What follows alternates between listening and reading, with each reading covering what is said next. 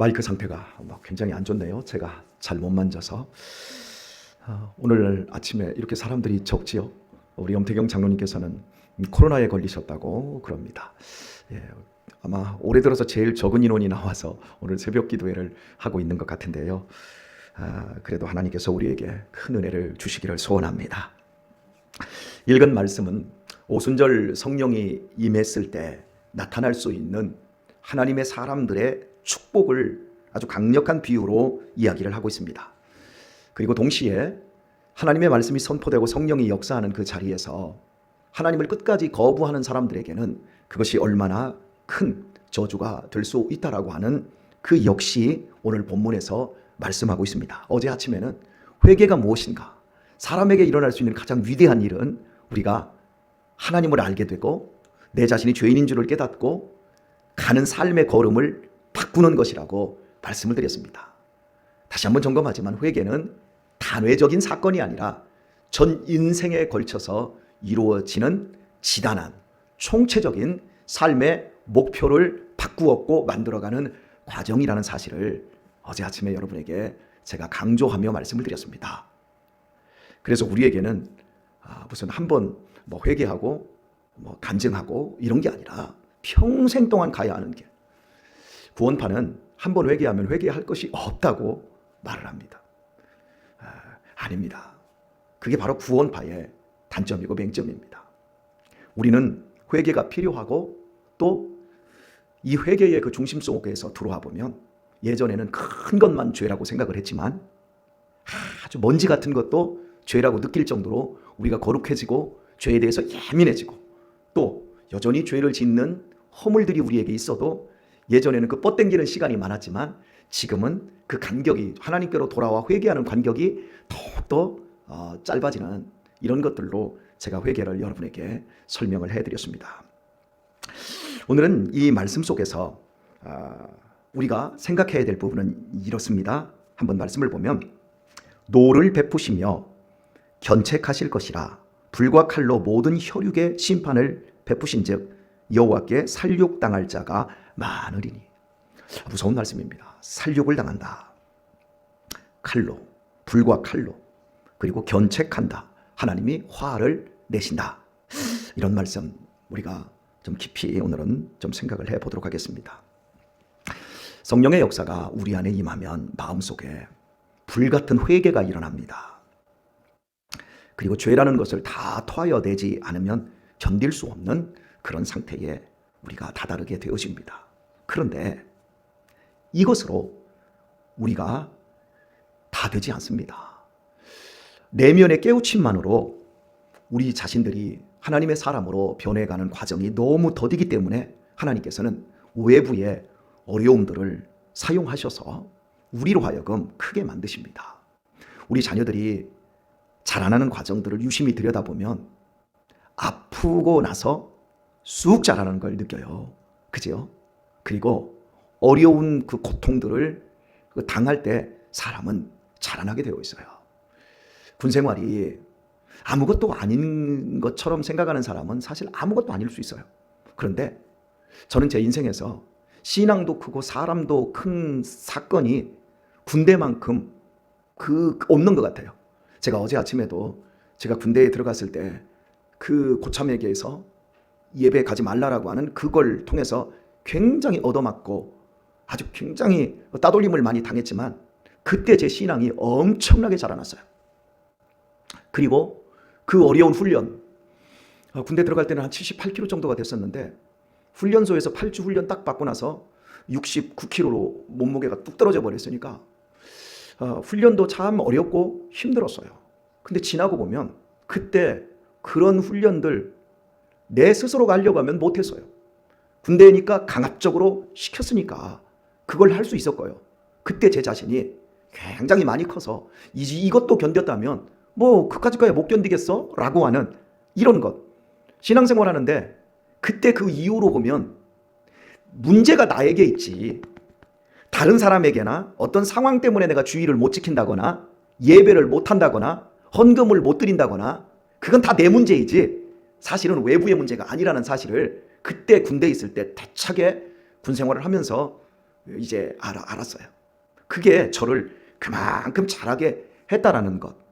그리고 살아오는 과정에서 교회를 개척할 때 교회는 목회자들 가운데 무능한 사람들, 임지에서 불러주지를 않아서 선택받지 못한 사람들, 그런 사람들만 개척하는 건 줄 알았는데 제가 막상 개척을 하면서 제 자신이 겸손할 수밖에 없는, 아니구나, 오히려 가장 위대한 사람들이 개척자들이구나, 그런 것들을 깨달을 만큼 제 자신이 컸어요. 참 어렵고 힘들었어요. 개척하는 가운데. 제가 지난주에도 여러분에게 5분 메시지를 통해서 이야기를 했지만, 또 이 새벽 예배 시간에도 잠시 언급을 했지만, 주바라기 선교회 같은 대학 총장이나 우리나라에 그래도 막 한 수천 명, 수만 명 모이는 목사님들이나 그 청소년 전국에서 가장 큰 캠프에서 설교단을 쓰는데 제가 1월 28일 날 설교하러 가게 된다고 여러분에게 말씀드렸잖아요. 저 같은 사람이, 박사학위도 없는 사람이 이것밖에 안 되는데, 저 같은 사람을 하나님이 쓰시는 이 과정을 보게 되어지면 지난 20년 동안 노인주간보호센터 요양원에서 14년 동안 치매 노인들에게 설교할 때 그 모든 과정에서 힘들고 어렵고 저한테 추임새를 지랄하네 이렇게 이야기를 하는 그런 믿지 않는 노인들의 그 조소들을 다 견뎌내면서 제 자신이 자라나니까 제가 쓰고 싶다고 해서 쓸 수 있는 자리도 아닌데 서게 하시고, 이런 과정들을 제가 느끼면서 삶에서 고난은 하나님의 또 다른 우리를 훈련시키고 강하게 하시는 그 놀라운 은혜구나라는 것을 실제적으로 제가 느껴지게 되어집니다. 오늘 고난이, 아픔이 단순히 나를 힘겹게 하는 대로 가고 원망과 불평하는 대로 가게 하면 그 사람은 자라나지를 않아요. 하지만 그 상황에서도 하나님은 여전히 일하고 계시고 나를 통해서 영광을 받으신다라는 그 믿음을 자꾸 내게 불어넣으면 하나님께서 우리를 자라게 하시고 풍성한 믿음의 삶을 살게 해주십니다. 그래서 예수님께서는 마귀가 온 것, 도적이 오는 것은 도적질하고 죽이고 빼앗기 위해서 오는 것이지만 내가 온 것은 양으로 생명을 얻게 하되 더 풍성히 얻게 하려 하심이라고 요한복음 10장에서는 이야기를 해요. 더 풍성하게 주시려고, 믿음의 부유함을 우리에게 누리게 해주시려고 오늘 인생에 있어서 가장 밑바닥에 있는 우리 성도님들 계십니다. 여러분들이 이 고난을 잘 믿음으로 이겨내면 지금의 수준보다 더 풍성한 믿음의 삶을 누리게 될 줄 믿습니다. 제가 그렇게 축복합니다. 어제도 제가 두 분의 성도님에게 전화를 받았는데 너무너무 힘들어서 어떻게 할 수 없는 지경에서 머리 둘 곳조차 없었다고 그렇게 한탄하셨던 예수님의 탄식처럼 버거워하는 성도님들이 계셔요. 그 성도님들이 오늘 이 새벽에 이 설교를 오늘 오전에 듣든지 낮에 듣든지 이 고난으로 인하여 여러분이 더 풍성하게 될 줄 믿으시기를 축원합니다. 그렇습니다. 분명히 그렇습니다. 우리가 미우라 아야코가 그런 말을 했어요. 눈이 보이지 않는 사람에게만 경험할 수 있는 하나님이 있습니다. 손이 없는 사람에게만 경험되는 하나님이 있습니다. 허리가 아픈 사람에게만 경험될 수 있는 하나님이 있습니다. 하나님을 우리들이 다 알지 못해요. 내가 경험하는 만큼, 하나님이 나한테 보여주시는 만큼만 우리가 하나님을 알아요. 물론 객관적으로 성경을 통해서 보여주신 부분을 열심히 공부하면 하나님을 알 수 있지만 그것은 하나님에 대해서 하는 거지 하나님을 직접적으로 경험해서 만나는 강도와는 다른 차원이라고 할 수 있습니다. 예를 들면 장님이 10사람에게 코끼리를 만지게 했어요. 한 사람은 다리를 만졌고 한 사람은 꼬리를 만졌고 한 사람은 코를 만지고 한 사람은 배를 만지고 여러 가지, 한 사람은 귀를 만졌어요. 자, 생각해 봅시다. 다리를 만진 사람은 코끼리는 기둥 같다. 배를 만진 사람은 코끼리는 천장 같다. 꼬리를 만진 사람은 코를 만진 사람은 코끼리는 뱀 같다. 귀를 만진 사람은 코끼리는 무슨 독수리 같다. 이런 식으로 얘기를 할 겁니다. 그죠? 그러니까 그냥 소경이 더듬는 것처럼 하나님을 알게 되어지는데 우리가 하나님을 진실로 위대하신 하나님으로 만날 수 있는 사건이 뭘까요? 고난이에요. 이스라엘 백성들을 하나님께서 애굽에서 꺼집어내셨을 때 그들을 좋은 왕의 대로나 해변길로 가지 않고 광야길로 하나님이 구름 기둥과 불 기둥을 통해서 인도를 했습니다. 그리고 비하히롯이라고 하는 이 홍해 바다에 아무 그 요충지가 되지도 않는 대로 도망을 그쪽으로 오고 그 애굽의 전차 군단이 뒤늦게 추적하고 있습니다. 완전히 도간에 든 쥐입니다.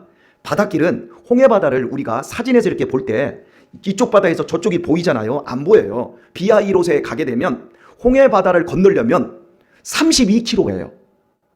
32km의 바다란 말이에요. 그럼 이쪽에서 32km면 저쪽이 안 보여요.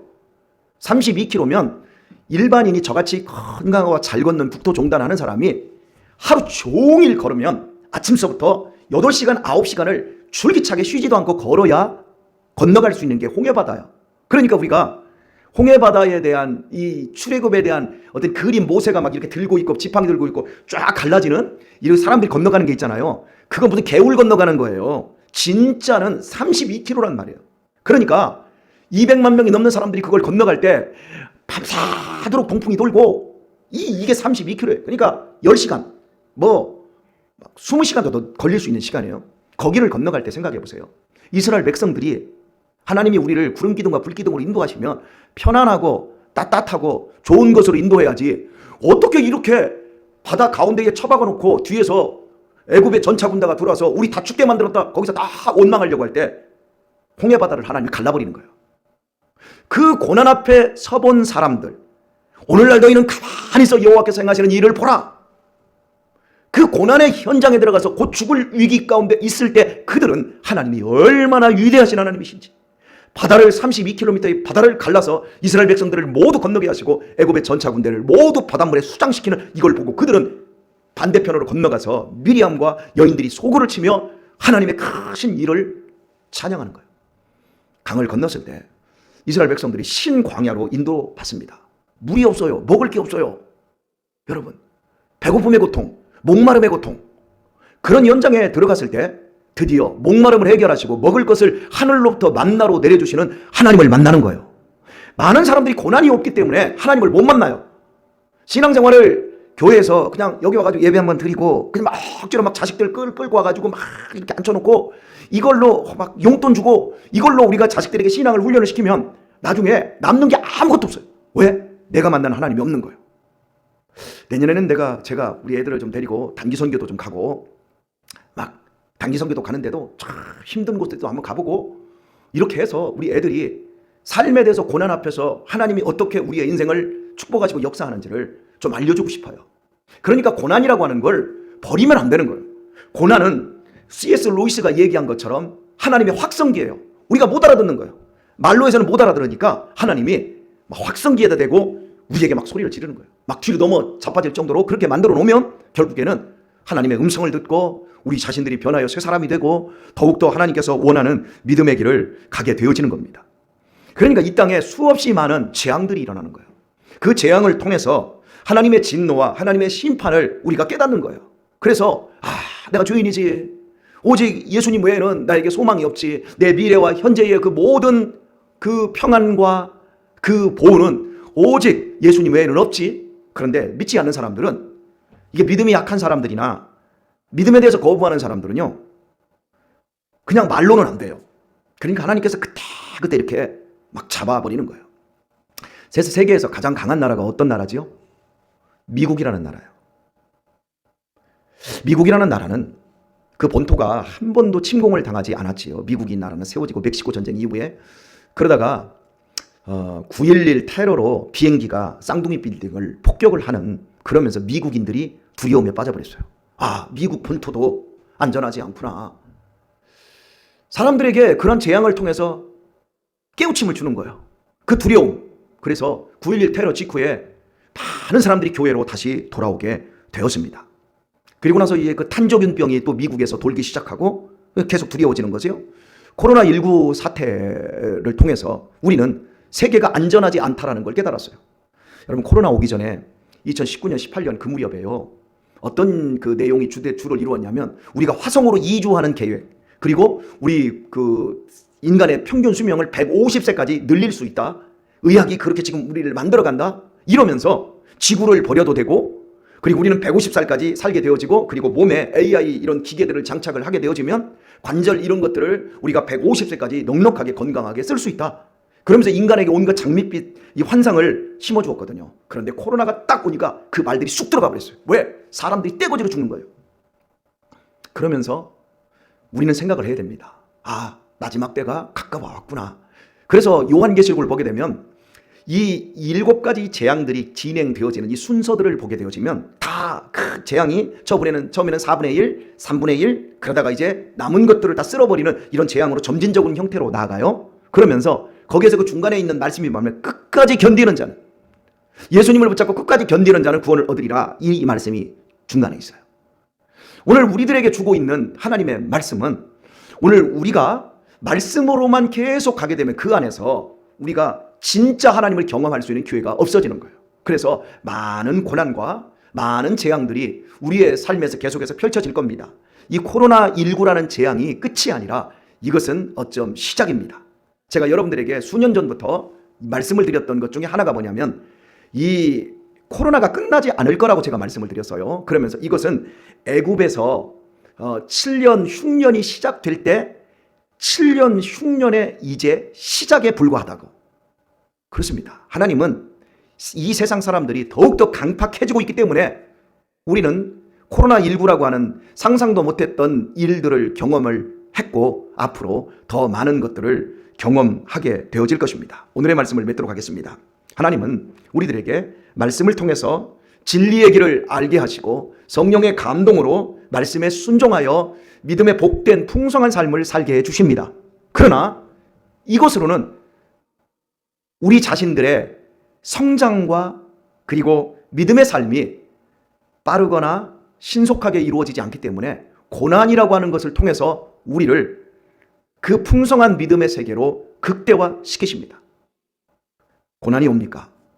그러면 그 고난 앞에서, 아, 홍해바다가 갈라지려고 하는구나. 아, 하늘의 만나를 하나님이 나한테 주시려고 하는구나. 아, 하나님이 저 르비딤에서 반석에서 물을 내어 나에게 생수로 먹이시려고 하는구나.